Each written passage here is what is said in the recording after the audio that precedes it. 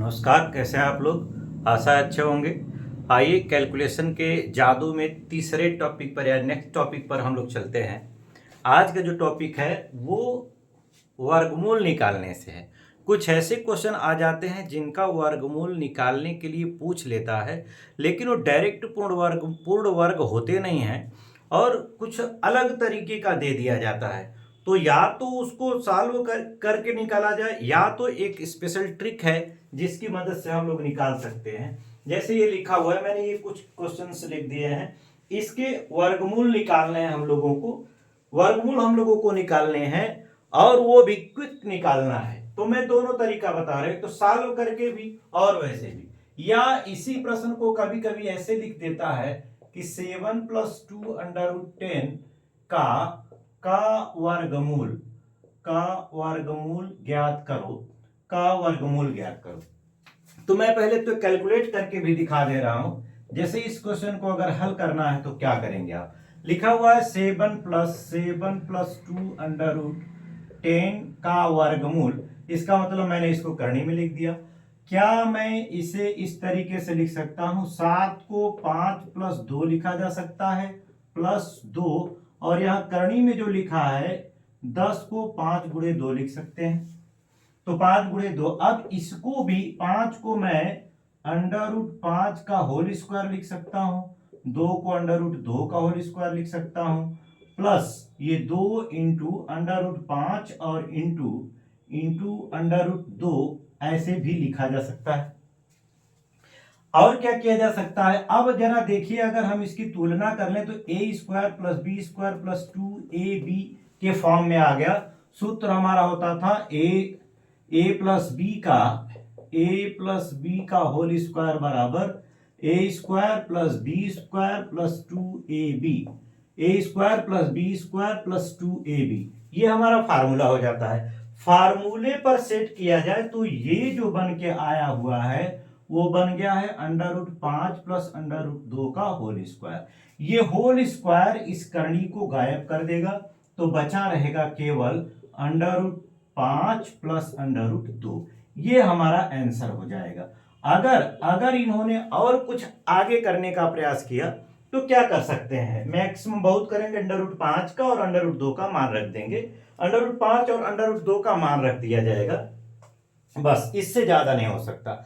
अब या तो ये प्रोसेस अपनाया जाए, पता लगाया जाए कि किसका पूर्ण वर्ग बन रहा है, या तो या तो एक इंपॉर्टेंट ट्रिक का प्रयोग करें।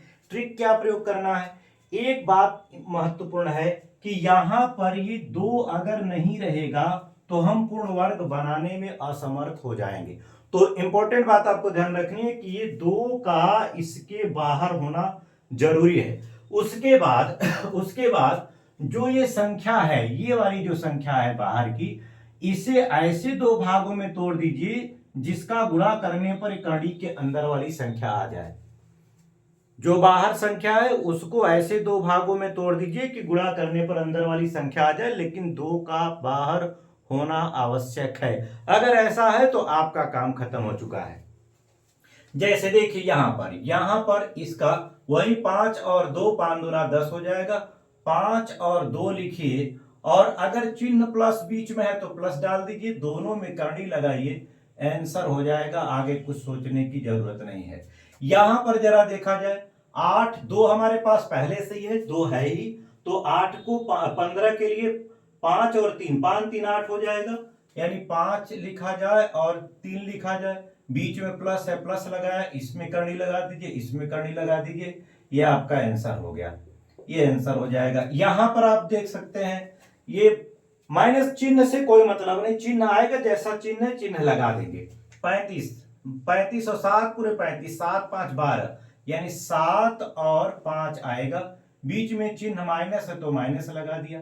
ध्यान रहे कि 2 का होना जरूरी है, 2 जरूर होना चाहिए।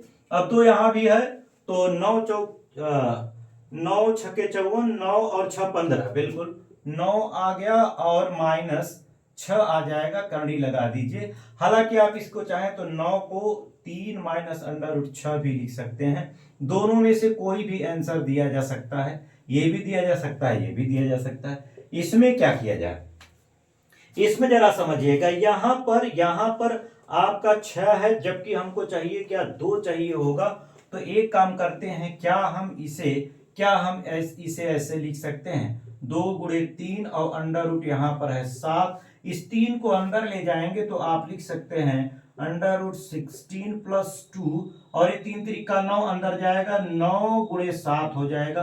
तो 9 × 7, 9 और 7 कितना होता है, 9 7 16 होता है। इसका मतलब हम लोग इसे लिख सकते हैं √9 और प्लस √7। काम खत्म। इस 9 को आप चाहें तो 3 लिख दें, 3 + √7, और भी आगे अगर करेगा तो बहुत करेगा, ये दशमलव में वैल्यू रख देगा और कुछ ज्यादा नहीं कर सकता। इसका क्या कर सकते हैं, यहां मैं डायरेक्ट इसे कर रहा हूं, 2 यहां से 2 लेना है, 2 अंदर ले जाना है, तो ये हो जाएगा आपका √7 - 2, और अंदर हो जाएगा 4 × 3 = 12, 4 × 3, तो 4 3 7 हो जाता है। इसका मतलब ये हो गया कि ये √4 और माइनस √3 हो जाएगा। तो इसको भी आप लिख सकते हैं, 4 को 2 लिख सकते हैं, 2 - √3 हो जाएगा, ये आंसर हो जाएगा। कोई दिक्कत नहीं है, 2 का कंफर्मेशन देखना है 2 है कि नहीं है, उस संख्या को 2 भागों में तोड़िए, गुणा कर दीजिए, करनी के अंदर आ रहा है तो काम खत्म हो जाएगा। यहां पर जरा देखिए, थोड़ा सा चेंज हुआ, यहां बाहर 2 नहीं है, अंदर 24 है। क्या इस 24 में से 2 बाहर निकाला जा सकता है? हाँ, बिल्कुल निकाला जा सकता है। अगर निकाल दें तो हमारे पास ये हो जाएगा 5 प्लस, यहाँ 6 × 4 = 24, 6 और 4 लिख सकते हैं, 4 को बाहर करेंगे तो 2 √6 बचा रहेगा। क्या 5 को गुणा करने पर, 2 भागों में तोड़ के गुणा करने पर 6 आ सकता है? बिल्कुल आ सकता है, 3 और 2, तो आप लिखेंगे 3 + 2 और करड़ी लगा दीजिए, काम खत्म हो जाएगा, आंसर हो जाएगा। यहां पर जरा देख लीजिए, यहाँ पर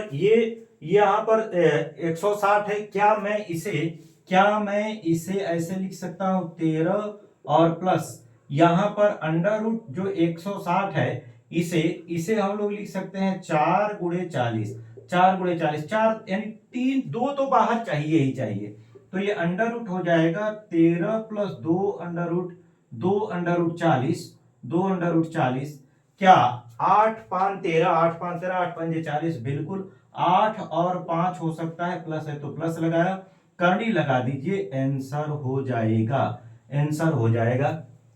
कोई कंफ्यूजन नहीं, 2 चीजें याद रखनी है। करनी में देखिए, करनी में है रूट से बाहर 2 होना चाहिए, दोनों पदों का गुणनखंड, इसको 2 भागों में तोड़ा जाए, अगर गुणा करने पर अंदर करनी वाली संख्या आ रही है तो हमारा वर्गमूल कंप्लीट हो जाएगा, केवल करनी लगाना होगा। तो निश्चित रूप से आपको ये बात समझ में आई होगी। Thank you.